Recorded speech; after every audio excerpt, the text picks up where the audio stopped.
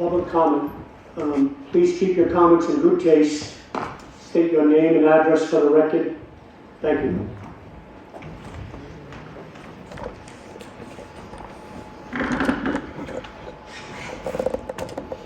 Good evening. My name is Ben Lessing. I'm the CEO of Community Care Alliance here in Woonsocket. Council President Beauchamp and members of the City Council, thank you for the opportunity to speak this evening. Just want to make a brief statement. I'm here tonight. The reason I came here tonight really was to speak to the need and to address the opioid crisis here in Woonsocket and to address the need for the CODAC mobile treatment van that's been operating here for about 6 months now. I'm going to defer my comments to my colleague Linda Hurley, who is here. She's the CEO of CODAC. Linda brings decades of expertise around opioid and substance use treatment. Other than to say that we have a crisis here in the city. In 2021, we had about 37 opioid-related deaths in the city. We know that the opioid crisis is impacting the homeless crisis here in Woonsocket, and this van is an important resource in terms of addressing the needs of the homeless population. Unfortunately, over the weekend we had another death of a homeless person here in the city.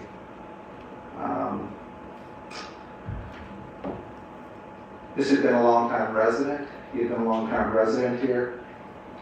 He struggled with substance use concerns. He was engaged in services, and he was very near to identifying long-term safe housing. Very close. The only thing he lacked was shelter. I want to be clear. I'm not here to point fingers. I'm not here to relitigate anything that has occurred, particularly over the last few weeks.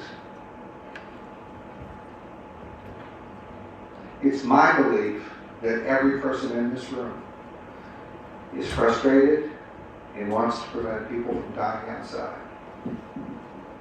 I believe that everyone in this room wants to see people have shelter and safe and permanent housing. The homeless problem that we are facing is bigger than Woonsocket, and it's bigger than any one organization or group of organizations that provide services to this population. In fact, it's a statewide problem. We don't often talk about that, and it's a nationwide problem. You don't have to go too far in terms of the news to see that all of our large urban centers and small urban centers and rural areas at times are facing this problem. Over the last month or so, it's been my pleasure and privilege to speak with every council member here about homelessness.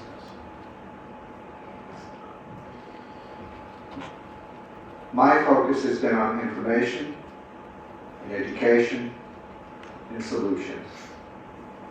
I believe we need to move forward, and we need to do so as a community.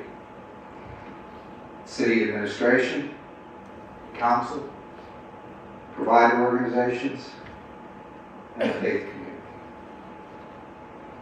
I'm pleased that the council is beginning to organize this process. I know that Council President Beauchamp has taken the lead on that, and as of today is organizing a meeting to occur.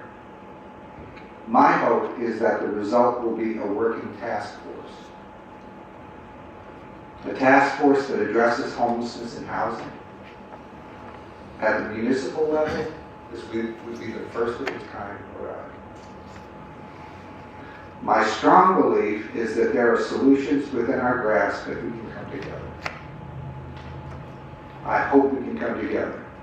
The people outside, people living outside, are counting on us to do so. We just finished the Martin Luther King annual holiday. I've been thinking a lot about his legacy. And it's occurred to me that at the end of his life, he was grappling with not just racial equality, but he was grappling with income equality and poverty. How to create what he referred to in his vision of a beloved community, where people have what they need. That, in my opinion, is our challenge, and I hope we can come together to address it. Thank you very much. Thank you.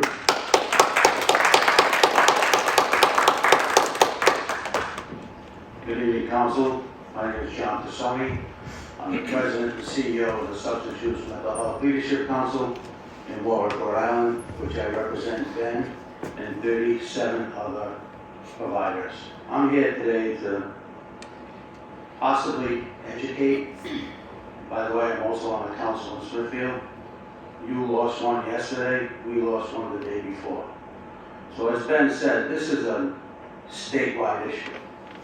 It's not a Woonsocket issue, it's not a Smithfield issue, it's not a Providence issue, it's everybody's issue. We all need to come together to solve this problem. This is a team effort. There's no I in team. We cannot lose more people because no one is paying attention. People are dying on the street. People are dying of overdoses every day. Woonsocket, unfortunately, is a hotspot. I get the figures every Wednesday from the Department of Health, and we talk about it. What can we do different? I had the acting secretary on my TV show today, Tom Cordier, talking about funding that is coming down from Washington to Rhode Island and how we can try to fix the problem, both homelessness and substance use. The drug dealers today are not the drug dealers of yesterday. They have a lot of things to think about, a lot of time to think. If you saw the paper a couple of days ago, now they're using animal products mixed with fentanyl. So this is a team effort, folks. Whether it's the 38 agencies I represent, or CCA, or CODAC. And CODAC hands out 50 doses a day. Now imagine if CODAC wasn't here. Just imagine if CODAC wasn't dosing. Woonsocket Hospital would be standing room only. How many more people would die on the street and not getting their medicine? Now these people that get their medicine could be some of the people that are working in the factories, could be some of the people that are working on a day-to-day basis. They get their medicine and they go. You know, a few years ago when I started with substance use and mental health, and I was in the General Assembly with the mayor, the amount of information that is out there today wasn't out there back then when we served. But more and more and more information is coming out on a daily basis. Narcan, you used to be able to get one dose of Narcan to save somebody. And the chief will tell you 6, 7, 8, 9, 10 times Narcan has to be given to someone who's in an overdose situation. The product is getting stronger every day. The product is getting stronger every day. And this is not going to be my first trip up here, because I'm going all over the state now. We need all, you 7, my 5 that are in Smithfield, we all need to work together to try to figure out this problem and try to combat it. We're not going to save everybody, but if we can save 1 a day, 2 a day, 3 a day, we're doing something good. But to pack it all in and say, CODAC, you need to leave. we don't want you here. That's not solving the problem. This is, this is a team effort.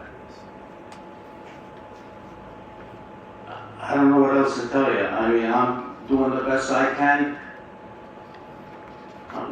My show, get the information out, but we're down to the local level. It's not Woonsocket, it's not just Smithfield, it's everybody. Yeah. Afterwards, I'll give you my phone number. You can call me anytime, you can come down and visit our facility. We do all the training for the state, all the people that need licenses. We're doing police work, fire work. We're trying to do our best, but you guys are a team. You're the quarterback, Mr. President. So you need to get with Ben, get the team together. I'll give you my Bob Kraft analogy. You got a guy like Tom Brady, you need to put the 5 people in front to protect Tom Brady. That's what we need in Woonsocket. That's what I need in Smithfield. That's what they need in Providence. We all need to work together. Thank you very much for your time. Thank you.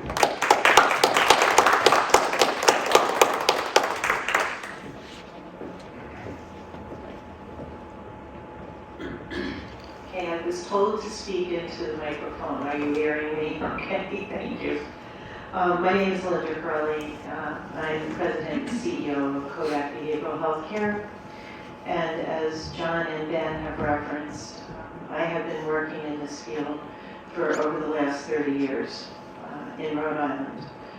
And really what I just wanted to say tonight is what Ben and John have so eloquently already stated, and I thank you for this opportunity, is that we in the United States are at an all-time crisis. We are. Senator Reid was talking the other day at a press conference and said, the numbers are going the wrong way in the opioid overdose epidemic. What can we do? We've been doing many, many things, and many of the things are working, but what we've come to find out is that those things that are working for specific populations, right? Those that have been incarcerated, those that found their way to treatment and recovery. So what we're learning now is the access issues are critical. What's happening is the people that are dying now in larger numbers because of, as John stated, the lethality and the adulterants that are in the street product people get. It's a remarkable, up to 42 different chemicals are in what somebody's thinking is plain old heroin. And I can hardly believe that I could say plain old heroin, but that's the tragedy of it. So we're at a crisis place, and Rhode Island is 8th highest in the country, and as hotspots go, what the Rhode Island Department of Health identifies as the place where most overdoses occur, Woonsocket and Providence tie every week at that meeting where President, Councilman, and Senator Desautels, was referencing. So we really have a significant problem, and 50 people are helped every day here. And that's really all I wanted to share with you, and I wanted to make myself available. This is the science I know, and if you need any help understanding it, if you need any help speaking with others about it, I'm very, very happy to speak with you at any time. You can text me, email me, call me, smoke signals, it all works, please. So thank you for your time. And again, any questions at all, I'm happy to answer. Thank you.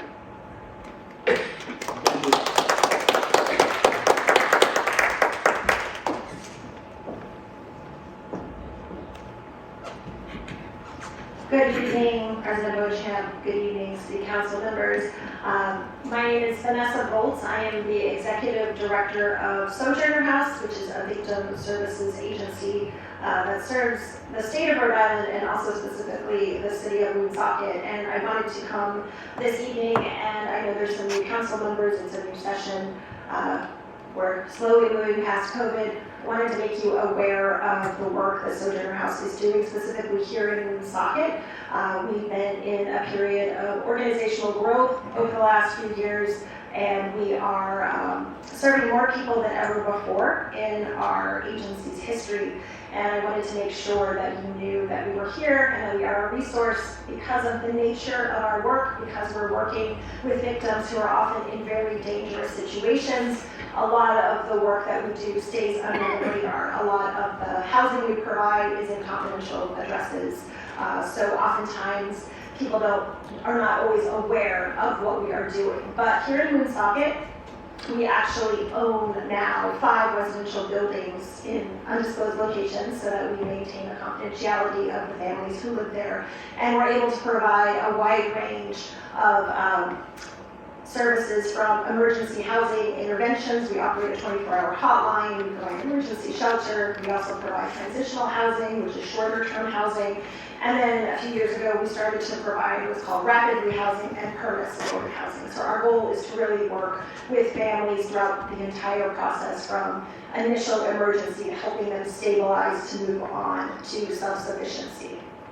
And here in Woonsocket, a year and a half ago, we opened our first public-facing office. We have an office at 68 Cumberland Street downtown, so we are available to the community. We offer support groups, counseling, individual advocacy. We have a youth advocate who works with children who have witnessed domestic violence.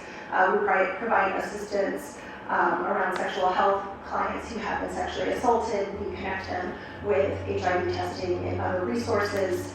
And I cannot overstate the need for services that there are in this community. During COVID, we saw unprecedented requests for assistance. And I wish I could say that it was a peak that then leveled off, but unfortunately it was a peak that has just sustained a high level. We know that 1 out of 4, as many as 1 out of 2 women will experience some kind of intimate partner violence in their lifetime. And here in Rhode Island, here in Woonsocket, we see comparable data. The work that we do intersects quite a bit with the work of Community Care Alliance, with CODAC, with many of the other social services agencies here in Woonsocket. We know that upwards of 57% of women who identify as homeless became homeless because of a domestic violence situation. So our work intersects a lot with the work that is being done here in the community.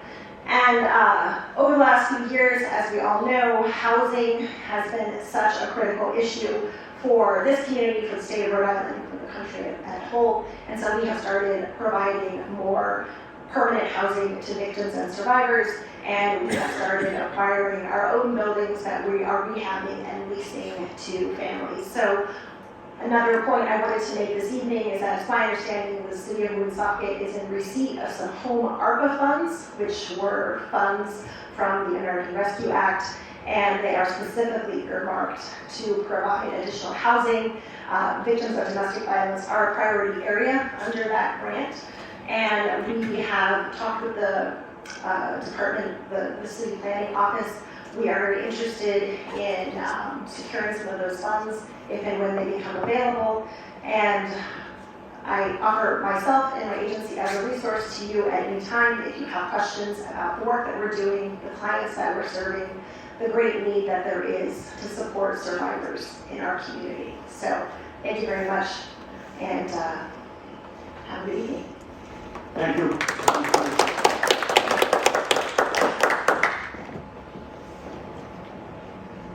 Good evening. My name is Michelle Taylor, and I'm Vice President of Social Health Services at Community Care Alliance. I live at 39 Brookside Drive in North Smithfield. I grew up in Woonsocket. I attended St. Joseph's, Catholic Regional, and Woonsocket High School. Raised Catholic, I've embraced the belief that God loves us all equally, and that we are expected to care for those who are most in need, especially those who are most vulnerable. It even includes loving the people we disagree with at times. I want to talk a little bit about Alan, who we lost yesterday. He was well known to our staff. He was loved and cared for. On Thursday, he went to apply for an apartment. We expected he would move into one within the next couple of weeks. This is tragic and devastating. I had to hold back a lot of tears today and spend a lot of time with staff as they mourned the loss of this individual. Yes, he struggled with substance use. He was a kind man, a good man, and people really cared for him. He was suffering from the effects of frostbite. He was sleeping in a storage locker. It wasn't enough to sustain him, and we see what happened. Every night that we delay, we run the risk of another death. Every night, someone's son or daughter, mother or father, sister or brother may succumb to the negative consequences of being unhoused. The longer that someone remains homeless, the worse their physical and mental health is likely to become. I will say this at every opportunity I can. No one wants to be homeless. Yes, there are times that people will refuse the options that are available for them for emergency shelter. More likely, it's because the offer of that shelter didn't meet their needs. We know that Woonsocket folks don't want to leave Woonsocket. Yes, sometimes there are shelter beds open elsewhere in the state. They don't want to leave. This is their home. This is where they belong. At what point do we decide that a person who uses substances doesn't deserve to be sheltered or housed? Addiction is an illness. Would we deny someone who has cancer, diabetes, or any other illness access to housing? The question is absurd, even shocking. Why is it not equally as shocking to ask the same about someone who uses alcohol or other drugs? Our chances of helping that person achieve recovery go up exponentially when they have a roof over their head, when they know where their next meal is coming from, when we can find them and provide the services and supports that they need. Imagine that your world turned upside down tonight, that you had to leave your home with no more than a backpack. Where would you go? How would you sleep? Do this for years. The way that you interact with the world is going to change, and that's what happens to so many of the people that we work with.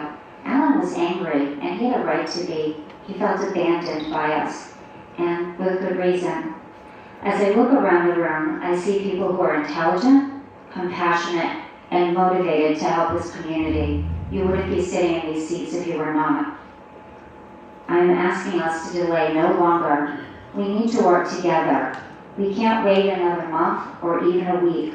We need to start tonight. Let's not abandon another human being to the elements. Thank you.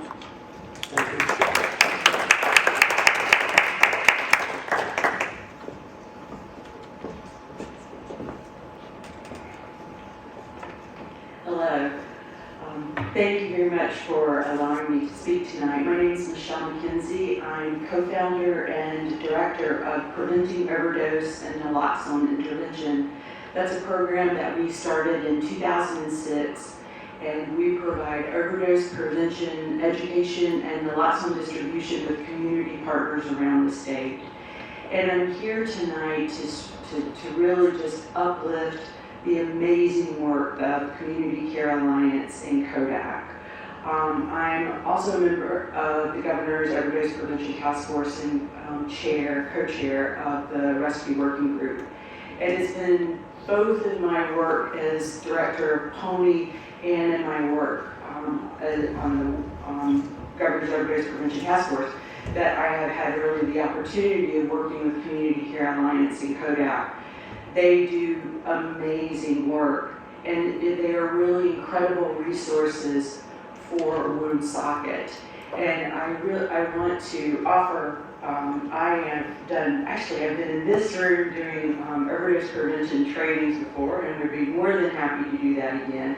And I very much look forward to continuing to work with CODAC and Community Care Alliance in providing naloxone and harm reduction services, and I hope that they are lauded and supported by the council, by the city council, definitely not hindered. because the work that they do is amazing. And if I can provide, I would be more than happy to provide additional information or resources. So please feel free to reach out to me. But I just want to point out the amazing work that both Community Care Alliance and CODAC does. Thank you very much. Thank you.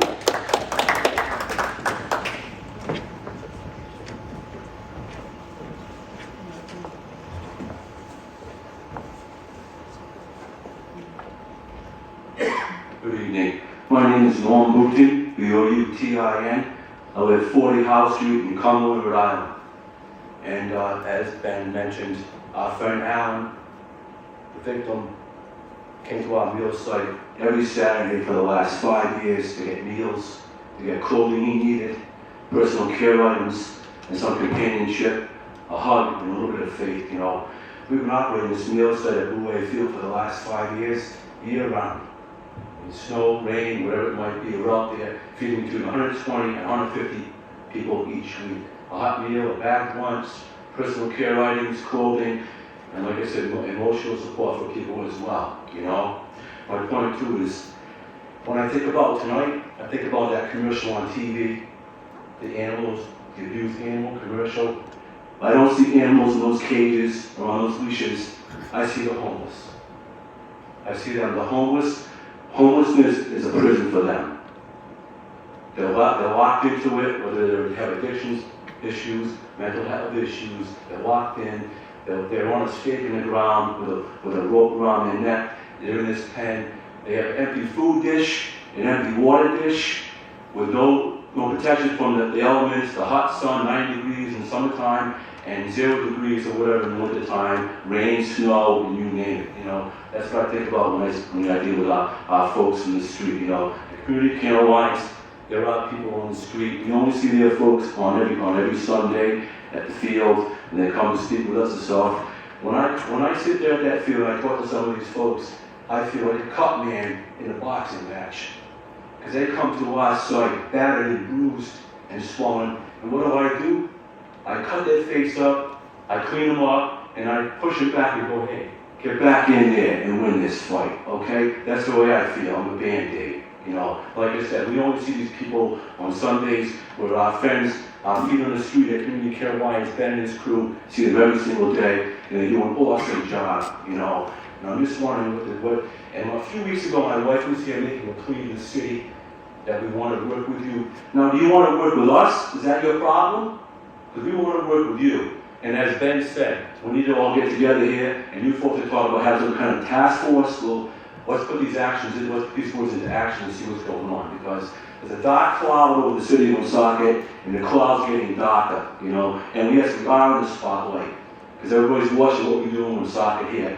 The last couple of weeks, I've noticed on Facebook, after the little bulldozing of that homeless camp, everything I see on Facebook now is Manchester, New Hampshire, Concord, New Hampshire, Chattanooga, Tennessee, everybody's doing that same thing. Well, hey, if they can get away with it in Woonsocket, let's give it a shot. We could probably do that too. Come on, let's take care of these people, huh? And you are sitting at home in your comfortable houses, in front of your fireplace, eating your food, staying nice and warm, and all our folks are out on the street in a tent, wet, soaking wet, clothes on their back, you know. Have a little humanity here, you know, sitting and pledging allegiance to the flag, all nations, under God. Let's have a little bit of some sympathy here, some sensitivity and stuff, you know, because we're all in this together, you know. I just hope that you guys can understand what's going on and get out there, and as far as I'm concerned, just get out of the ivory tower and meet the others in your kingdom. Thank you very much. Thank you.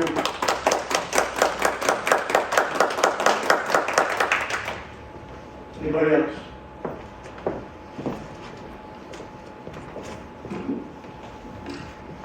Thank you, Council President. I wasn't going to speak tonight, but I will speak to a couple of things that were said. First of all, I am speaking as a resident, and I'm speaking as the mayor of the city. I'm thankful to see Senator here tonight. It's nice to see you. I want to speak to a couple of issues. One, no one ever indicated that the city of Woonsocket was packing anything in. Secondly, fabricated storylines create dark clouds. And it's important for people to communicate and communicate factually and honestly. So I'm not going to talk to the CODAC medical unit from my position as mayor, but I am going to speak to it as my position as a resident of this city and as an individual who has worked with people who have opioid addiction and who understands firsthand what it is like to work with someone who needs help. I am not speaking to the zoning issue. The zoning issue has nothing to do with what I'm speaking about. What I'm speaking about is how I feel for the people who have to go to the area where that is located. It is like a fishbowl. It's 4 lanes of traffic. It's 2 heavily traveled roads. These are individuals who would be sitting right on the side of you, on the side of us, who need help, who need their dose of medication, who need that so they can go to work and live a productive life and go home at night to their family. Having to go into an open parking lot to receive their medication, to me, is humiliating them. They should not have to be exposed in that way. The misconception is out there. People think that everybody who needs to go to get methadone or whatever treatments they need, they're people who are poor, they're people who are homeless. That's not the case. But my feeling is that we should give them more dignity than having to go to that location. It's only fair. I can't see how we can think having them drive there, get out of their vehicle, have hundreds of students going into school, parents dropping off their children, people going in and out of the Boys and Girls Club, and all that traffic. Put the zoning issue aside. That mobile unit is needed in this city. It is saving lives in this city. It needs a new location. That's my personal feeling regarding that unit. In addition to that, this maybe past 2 days, I've received emails, I've received phone calls, but not from the people who decided to formulate storylines and create unsettledness in the city, again, to bring that dark cloud, who indicate that the city of Woonsocket has canceled the 10 beds that we have for homeless at the Woonsocket Motor Inn. That was never a conversation. It was never a thought that crossed our mind. In fact, we have firmed that up to be a much more efficient way of handling it. I meet with public safety. We review the individuals who are there. We check to see if they're having problems, if there's calls for service. Everything has been working perfectly. When a room empties because someone gets permanent housing, we look to put someone else in that room. There's a system in place. They're accountable every Saturday for sharing that they have lived in that room for the week. They sign off saying that they were there. The owner of the motel receives payment for the utilization of the rooms. So whoever thinks it's a good idea to start to create this type of storyline, you're just drawing more negative attention to problems that we're trying to solve. You're taking resources away from time we could be working on issues such as this and many other issues. That's the type of thing that has to cease because it is not beneficial whatsoever. I'll end at that. We look forward to working with those who are also helping individuals within our city. But certainly, what's being done may be good for some. It's not good for everyone. It will never work for everyone. We can't save everyone. But I will tell you this, whatever approach is being taken, and you're stating that people have been living outside for 6 years or 8 years, it's not working. Something different has to happen. Maybe we need to invest in individuals going into inpatient rehab, not sleep in your tent rehab.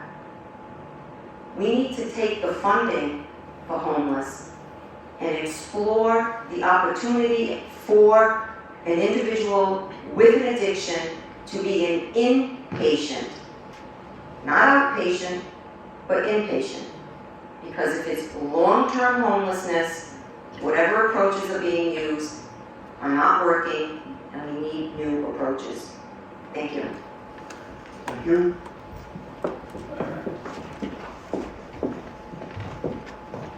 Good evening, my name is Haley McKee. I am a Providence resident. I just want to respond or make a couple of comments.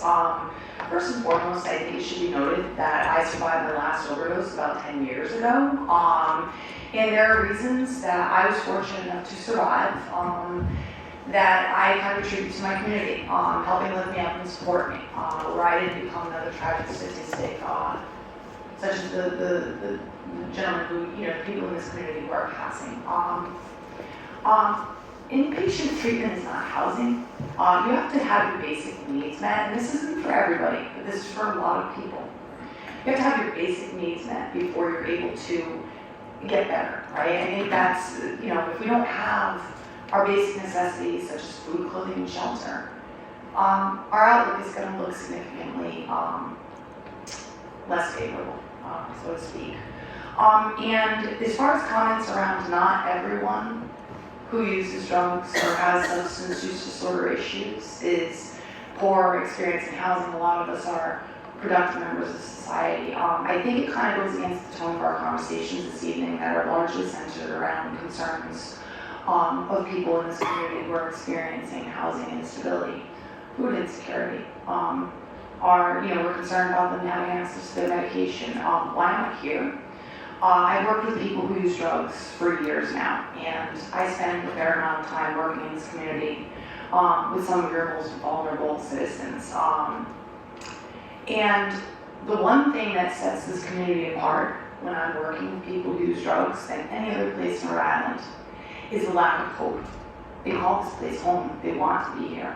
But I think that they understand, just as other people or statewide understand, that things can oftentimes be rougher for people in this area because it's been evident that they're not wanted here. And it is not fake news when I open up the news feed and I see a bulldozer on a tent, which is very dramatic, by the way. A tent weighs about 2 pounds. There's no need for that show of hatred for your unhoused community, right? My friends who do food distribution here feel as though they need to do it quietly, so they're not called out and prevented from doing so when they're doing food distribution. Medication, housing.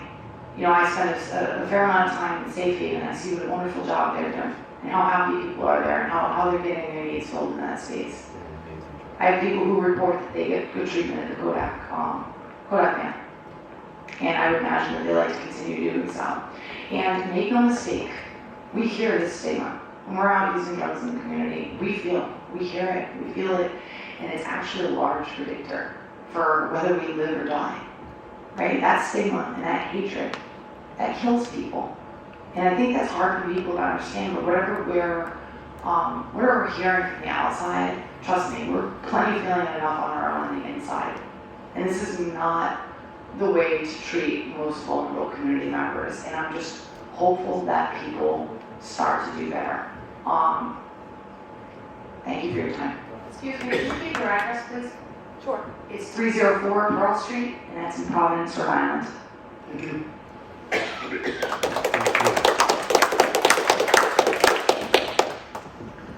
Hi, my name is Steve Opus. I live in Providence, Rhode Island. I'm a reporter for Opioid, Rhode Island.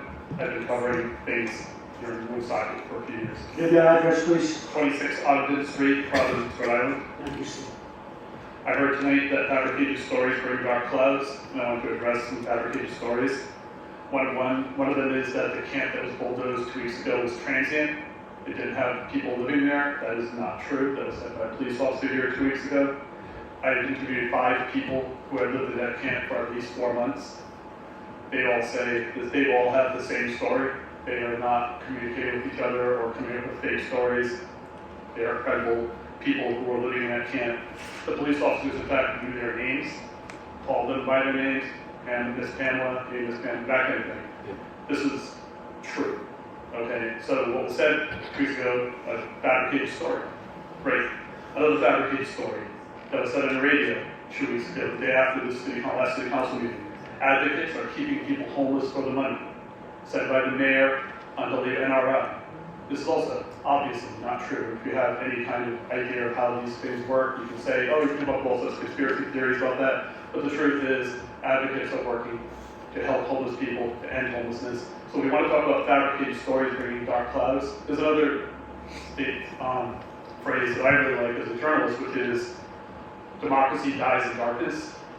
And I think that's why I'm talking tonight. I don't usually speak at public meetings, but I felt it was important to say what I said tonight. So I thank you for your time. Thank you. Anybody else?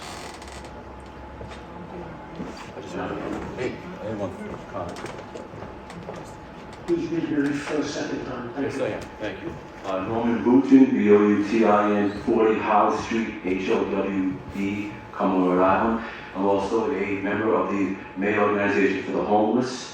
And I just want to clarify that point that the mayor brought to our attention. I think one of her constituents made a comment to the media that people shouldn't be out here, the homeless shouldn't be out here, and that the social service agencies in Woonsocket were not doing an adequate job in dealing with the homelessness issue. Once again, it's working with the city here. We're not freelancing, we're not rebels out. We want to work with the city.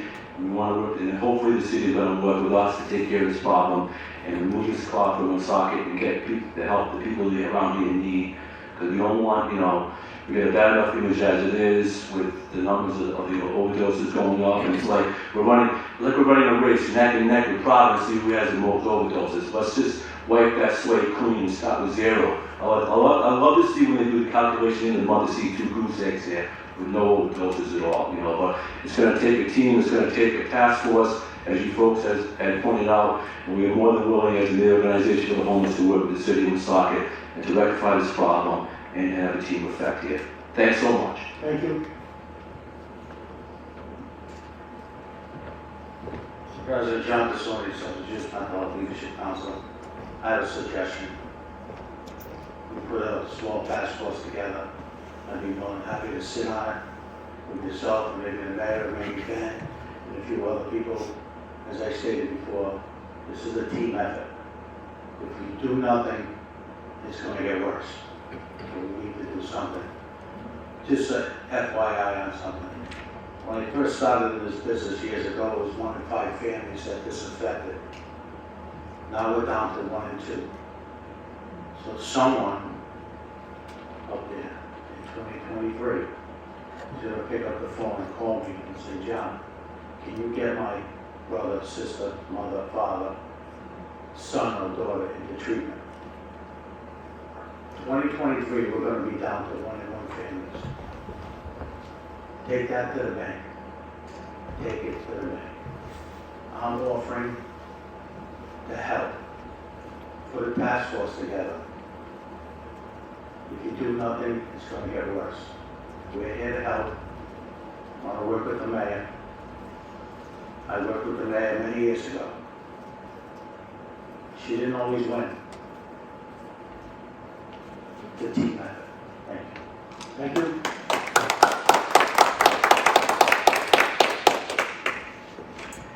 President. Councilman McGee.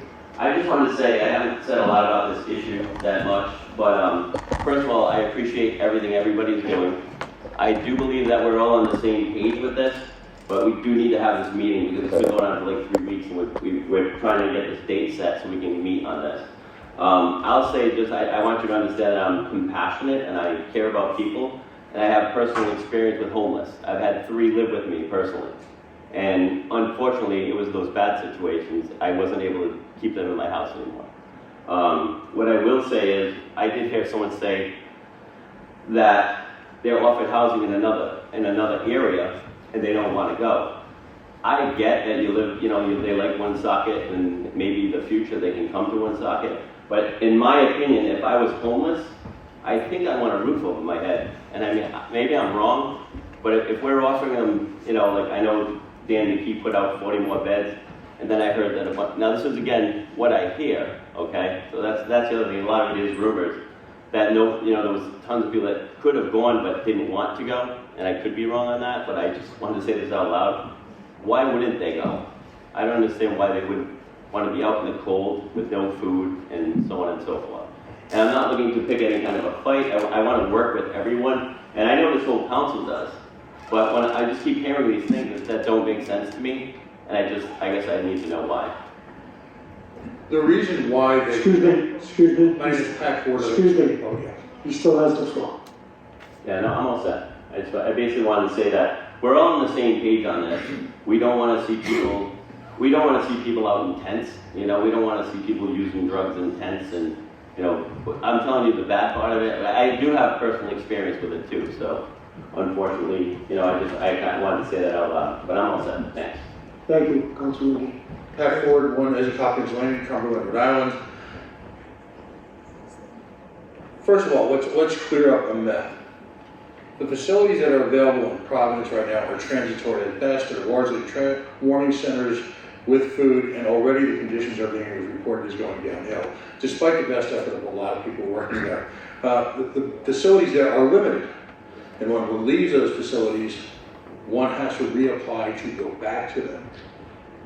The notion that there is some magic bed waiting somewhere else and that the city of Woonsocket is doing this astonishing job of embracing people with less is nonsense. There is no waiting shelter bed for them. The governor has not delivered on any one of his promises. I visited the place that you were going to send the people who were, technically speaking, front-loaded out of their existence the night it opened. You're looking at a facility that can hold 150 people, 75 of whom get a cot. I was there personally. And there's a meal. Leave the facility and you're on your own. And in the meantime, you've left your support structure, you've left your family, you've left whatever friends you have left in this world, you've left whatever personal belongings you might have that weren't bulldozed by the city. It's nonsense. And it's time at a certain point to address the reality of what's happening to people. People in this city are being treated as criminals for being poor. And I've seen it firsthand. I'm the one who took the video. I watched as the DPW department was weaponized against people with less and sent to an uncertain future. I reached out to the city of Providence. I could get no one to say that they were anticipating those people who had been front-loaded / bulldozed out of their existence. It's terrible. Thank you. Thank you, sir. I just want to add one thing. I collectively asked the City Council, we're looking to have a workshop next Monday, and Madam Clerk, I'd like to propose that as we speak. Next Monday, 7 p.m. here at City Hall, a workshop prior to a task force, so we can just get in a room, CCA is invited, anybody else is invited, and I think just to open up some dialogue about what the best practices will be to move forward, what we can do, what the nonprofits can do, and I believe that's the starting point that we're going to have. There will be a confirmation of that shortly. Thank you. 23P03, request of Councilman Yansiri to address the following items. 1, MLK weekend celebration. Thank you, Madam Clerk. I just wanted to recognize the work that the Dr. Martin Luther King Jr. Community Committee puts together on MLK weekend. I think it's very important that they keep his memory alive and all the lessons that he taught us. So we recognize it on that weekend, but something that I said at the ceremony was It would be great if we talked about it all year long.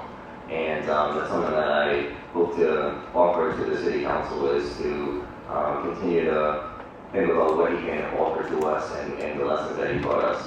So with that, a few years ago, I wanted to discuss a racist policy review committee, because there were several people that served on that committee, and I think they did it on Zoom, which was always interesting.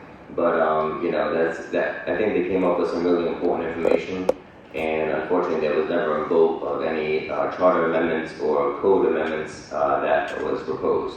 So I will be forwarding a copy of that to all the council members for your consideration. One of the things that they proposed was to continue to have an ongoing advisory board, and I think that's something that we should do. Many communities and many organizations continue to have an equity, diversity, and inclusion advisory board, and I think it's important that we have that here in Woonsocket. I mean, clearly Woonsocket is a diverse community. We want to make sure that we are reaching out to all different communities, all different cultures, all different backgrounds, to tell them about the opportunities that we have here to work in the city and to serve on community boards and volunteer. That's something that we also part of the campaign, is that we should do a better job of reaching out to different communities and not just doing a simple post, because not everybody sees that. It's hard to get everybody to pay attention to every news article that comes out from the city, every press release, or every advertisement.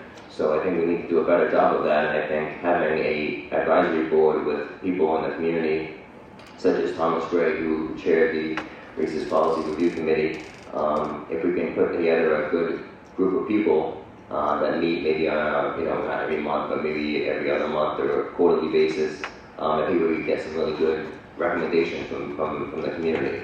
So that's something that I would like to put forward at the next meeting, if the council will consider that. So thank you very much. Thank you, Councilman Mancini. 23P04, request of Councilman Ward to address the following items. 1, violation notice, cease and desist order dated December 30th, 2022. Thank you, Madam Clerk. I brought this item up for review as I read the news reports of the order given to remove the mobile unit located at Clinton Street. It referenced the copy of the cease and desist order, which I printed, and I was surprised to see that a couple of things surprised me. One of them was that the mobile unit was, according to this cease and desist order, classified as a hospital for human care under our Code of Ordinances, and I reference section 4.5.10. Now, I rely on the online version of our Code of Ordinances, presuming that it's kept up to date, and I know that, as I'll discuss in the next item, it's not always kept up to date, but when I looked up 4.5.10, it refers to prison or correctional institution, including halfway house. And I know that's not what they were referring to, because they referenced it as hospital for human care, which is actually 4.5.7. However, I doubt that a trailer could be considered a hospital for human care. I do think it may be 4.5.9, which is an outpatient rehabilitation purpose. Because frankly, what they are doing in this trailer is exactly the same work that's done at the methadone clinic on Diamond Hill Road, and I doubt we classify that as a hospital. All of the methadone distribution centers in the city, the 3 of them, including the trailer, occupy a C2 zone. And a C2 zone prohibits a hospital for human care at all. And it would only be permissible in a C1 zone. And by coincidence, requiring a special use permit, the only hospital we have in the city, which is Landmark, is in a C1 designation, and I'm assuming that it received a special use permit to operate a hospital there at some point were it necessary, or the zone was laid over it so that it would work. However, an outpatient rehabilitation service would require a special use permit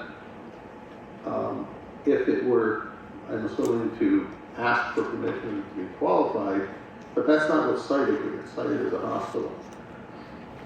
The other problem I have is if in fact this trailer is not qualifying because of what it is doing in that location, then I would have to ask how it is that the other two locations that operate for methadone service do operate. Because I don't know that one in a C2 zone qualifies and two others in a C2 zone, or rather two do qualify and then one doesn't. Because right now, when I look at the website for Thundermist, and of course if they were considered a hospital, they wouldn't be eligible to even be in their current location. But if I look at Thundermist website, they actually do speak of medication-assisted treatment, which would include treatment for dealing with opioid addictions. So I guess my problem is that the cease and desist order, I'm not sure the legal mechanics of it, because it's identifying the wrong zone, it's identifying the wrong purpose, it's specifying something that doesn't fit the purpose described within the ordinances, and I just wonder how enforceable it is if it's not even referencing the right sections of our code of ordinances. That's why I brought it up. Just, I couldn't figure out how that could work. The second item I have goes to the code of ordinances as well, because I was looking, I had remembered seeing something related to the sale of city property that Councilman Mansari actually drafted back in 2016, and it referenced section 231 of the Code of Ordinances. And when I went to the Code of Ordinances on the section 231 online, it says nothing. But the ordinance was passed, 16103, back in 2016. And so I bring it up to simply ask, and I know that it falls in the charter under the purview of the solicitor's office. I know the clerk has to maintain the record of all ordinances, but in fact the codification falls under the descriptions in the charter for the clerk, for the solicitor's office. There have been times where ordinances that I have sponsored in the past didn't get updated to the code. This one in particular, related to the sale of property, city property, did not get updated into the code, and unfortunately I think it could be a fairly lengthy task, but I sometimes struggle with looking something up and finding something else there. So it's just to mention the fact that we need to take a comprehensive look at the code of ordinances to see what ordinances have been passed and whether or not they affect the need to update what's in the system electronically. That's the only reason I bring it up. Because the ordinance is still valid, but it's not good for reference if you can't find something that you're looking for that you know somebody took care of in the past. Councilman, I've got a question. Yeah, I actually, when going through the docket, I was looking at section 2-31, and when I saw nothing, I said, okay, this should be interesting. Councilman Terry asked me the same question. I pointed out to him it was his ordinance that could create it. And I understand this might be a little bit more of a systemic problem, but what was the ordinance section that you referred to? 16? The ordinance that was passed was 160103. Thank you. From August 1st. And as I said, there'll be others, because one of the more amusing things I always find about our code of ordinances, if you look up the term armory into the code, just in the code of ordinances, even though I thought back in 2007 I had gotten rid of all of the references to Armory Street, because what is now Truman Drive above Vernon Street and below South Main used to be Armory Street. And I thought I got rid of every reference, but I did a search for Armory again, and wouldn't you know, I think it's still in there a little bit. And I remember doing, I think it was over 100 eliminations of non-existent streets, non-existent sections of streets. There's a lot of detail that we do as as a codification of our ordinances that many other communities don't even do. Like all of our traffic signs that we do, many communities assign the task to the public safety department to make judgment about. And the council doesn't have to approve every stop sign, every yield sign, and everything else.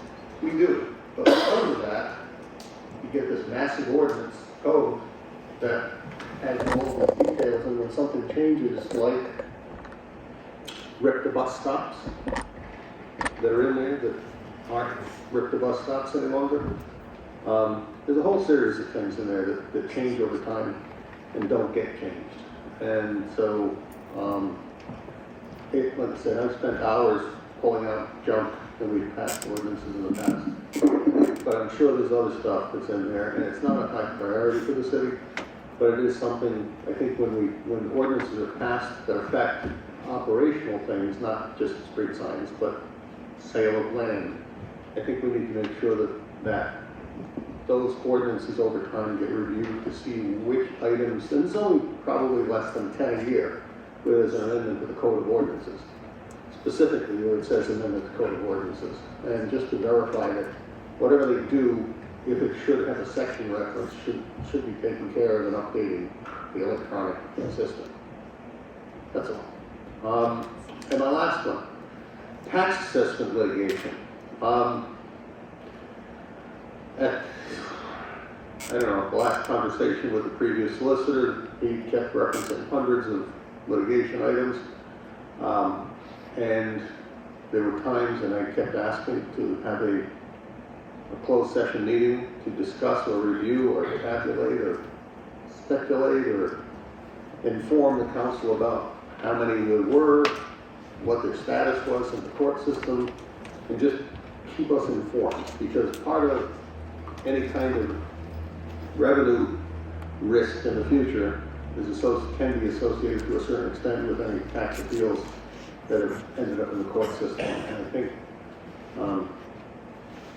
I could look through old reports and it gives a sense of them, but it doesn't give really much specificity, and I know you can try and get a handle on that.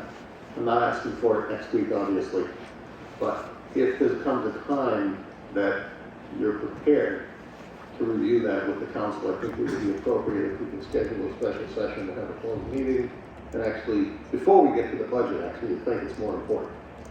So we can have a sense of where that all stands prior to considering contingencies and effects that it may have on the budget next year. If I could, Council President? So, You raise a good point. That's one of the projects I've been working on.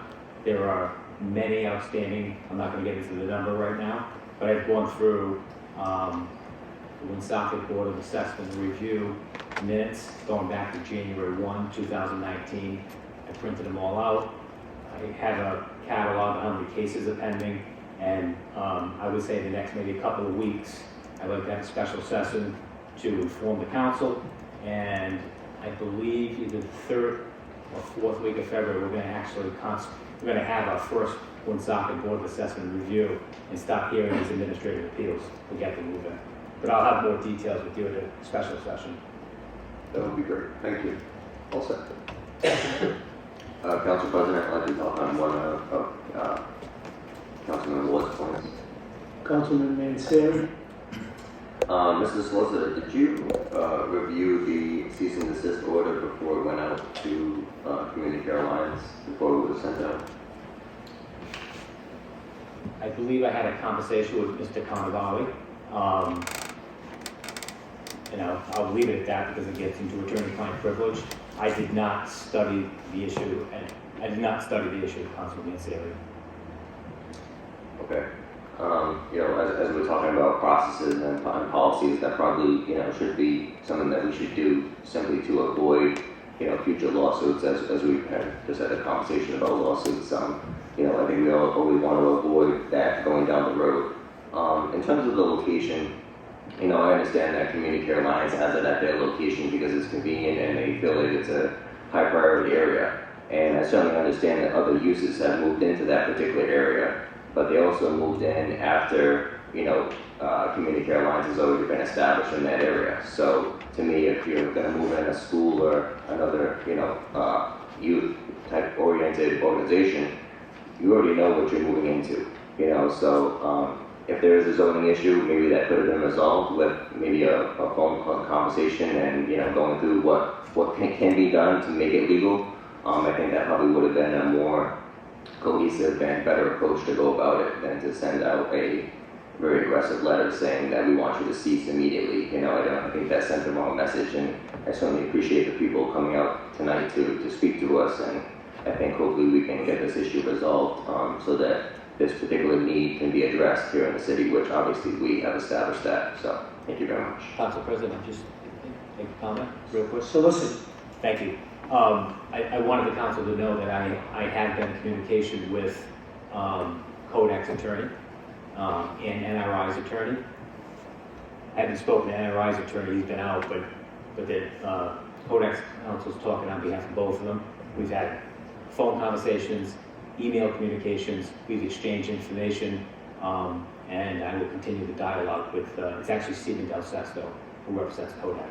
So we've got a good dialogue going, and we'll see where it goes, but I am speaking to council. Thank you. and I think if I could just add that our workshop next Monday, that could probably be one of the topics that we could delve into to try to get some clarity of where they can go, where they can't go, how we can help them go somewhere else possibly and move forward to provide that service, because as we heard tonight, it's critical. Thank you. 23P05, request of Vice President Gonzalez to address the following item.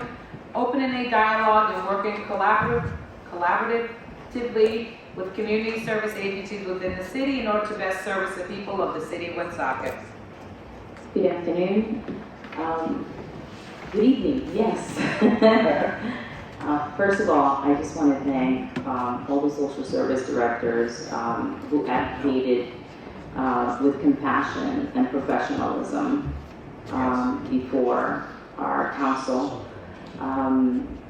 Your pleas for unity, it's something that I believe it's something that we all want. In the weeks leading to the election day, I brought up the idea of a possible community partnership subcommittee at the time. That's what we were speaking on to several of the counselors, and who are now new counselors, and we found immediate support from everyone I spoke with. I think it's important that the public knows that the effort that I'm talking about in this specific section is not knee-jerk reaction or a product of much of what has transpired recently. The leaders in this room, we are all genuinely committed to finding resolutions, and we know the value of community partnership. It has been my pleasure to tour some of the facilities and where most of the grunt work is performed. And through that process, I discovered that both our city department and these organizations employ bright, dedicated, compassionate, hardworking employees. And from what I can tell, all the raw elements are scattered throughout our community. But to gain some real forward momentum, we only need to do away with the silos and join forces and collaborate. After some discussion with some of the vital nonprofit organizations, including Community, Care Alliance, and the essential collaboration of the administration, we have agreed to move forward with an independent community partnership, call it task force or whatever. This is outside of the meeting that we're having on Monday, because Monday is a workshop, that's just one meeting, and this is going to take an ongoing conversation. And the goal is to convene the local government and the leading social leaders at a round table where we could have open, productive dialogue on how to address the present social issues that we face today. So I want to thank the mayor, the city directors, the leaders in social services, and each counselor for their support in this endeavor. We are still in the developmental stages. I actually wanted to put legislation. My first email was on December 6th, right after we were inaugurated. But there are processes, and the solicitor was able to talk to us about some differences between subcommittees and advisory boards, and what limitations of what benefits would be. So it's taken some time to learn about these things so that we can decide. That's why we've decided to go right now with an independent community partnership. We're still in the developmental stages, so more details and information is soon to follow. But I have high hopes that together we will be able to make a major impact in our city. Again, as I said, I think we have all the raw elements, and Woonsocket often is looked at. We've heard from some of the organizations today how we always fall into the top, 1 or 2 of the negative statistics, but I really do believe that if we come together, we can actually model a system that will not just benefit us, but other communities can look at us and model what we've come up with. So thank you for your time, and thank you for showing up today. Let me keep talking. Yeah, I was just saying, if I may so ask, I gotta ask that one. Council President. I was just gonna say that we're all on the same page, I believe, so. Council President. Councilman Thompson. So I just wanted to speak on what Valerie just spoke about. I spoke to Valerie multiple times during the campaign about this very issue that we were both concerned on how we collaborate with the social services in the city.